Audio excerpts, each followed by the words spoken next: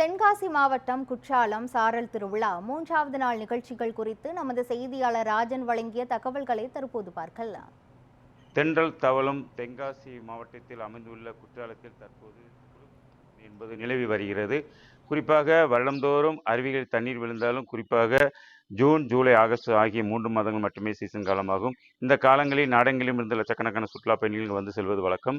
இங்கு வரக்கூடிய சுற்றுலா பயணிகளை மகிழ்விப்பதற்காக மாவட்ட நிர்வாகம் சார்பில் சாரல் திருவிழா என்பது நடத்தப்படுவது வழக்கம். இந்த வருடம் சாரல் திருவிழா என்பது 8 நாட்கள் நடத்த திட்டமிடப்பட்டு தற்போது 20ஆம் தேதி தொடங்கியது. இன்றுடன் 3வது நாளாக நடைபெறுகிறது.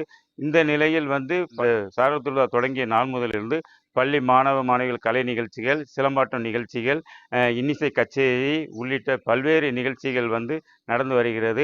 இது கர்நாடக மாநிலத்தில் உள்ள கலைஞர்களின் கலை நிகழ்ச்சிகள் மற்றும் பள்ளி குழந்தைகளின் பல்சுவை நிகழ்ச்சிகள், இன்னிசை கச்சேரி உள்ளிட்ட பல்வேறு போட்டிகள் இன்று நடைபெறுகிறது. கலை நிகழ்ச்சியும் நடைபெறுகிறது.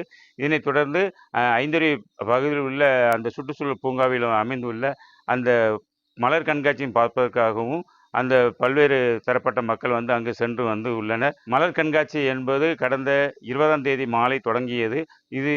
இந்த கண்காட்சியை தமிழக வருவாய்த்துறை அமைச்சர் மற்றும் மாவட்ட ஆட்சியர், எம்எல்ஏக்கள் திறந்து வைத்தனர்.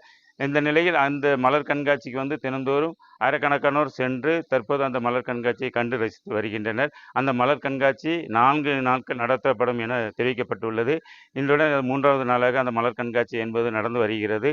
மேலும் அந்த கலைவாண அரங்கில் இன்று நடைபெறும் பல்வேறு கலை நிகழ்ச்சிகள், இன்னிசை கச்சேரிகள், கிராமிய நிகழ்ச்சிகள், மில்லிசை நிகழ்ச்சிகள் உள்ளிட்ட அனைத்து நிகழ்ச்சிகளும் கலைவாண அரங்கில் நடைபெறுவதற்கு ஆயத்தமாக இருந்து வருகின்றனர். இந்த நிலையில் படகு போட்டி மற்றும் கர்நாடகா இசை கலைஞர்களின் கலை நிகழ்ச்சிகள், பழங்குடியின மக்களின் நடன நிகழ்ச்சிகள் உள்ளிட்ட பல்வேறு நிகழ்ச்சிகள் நடத்த சாரல் திருவிழாவில் திட்டமிடப்பட்டு அதற்கான ஆயத்த பணிகள் மேற்கொள்ளப்பட்டு வருகிறது. தற்போது படகு போட்டி தயாராக இருந்து வருகிறது.